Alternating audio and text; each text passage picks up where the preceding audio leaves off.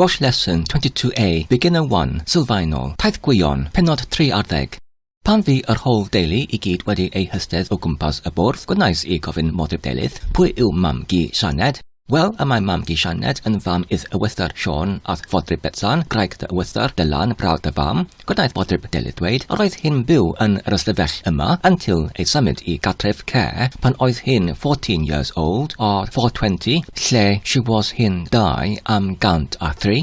Well, a man in interesting, you do di dweud hynny, meddai y wythar Sean, achos pan you were 4 years old, fe fi Betsan yn cael ei bon yn y fan yma yr un ystafell.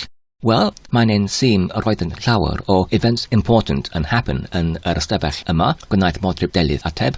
Onid ydy, meddai y wythar Sean, a mae'n ein sim y mae llawer o memories yn yr ystafell yma. Which years old oeddent mam gi Sianed a grandfather Merig pan they were nhw yn cael ei marry, gwnaeth Catrin gofyn. Yr ydw fi'n meddwl about yr un years old fel di a Theradur pan you were yn cael eich marry, meddai modryb delydd. Roedd ni'n 26 years old ac yr oedd Theradur 28, gwnaeth Catrin ateb.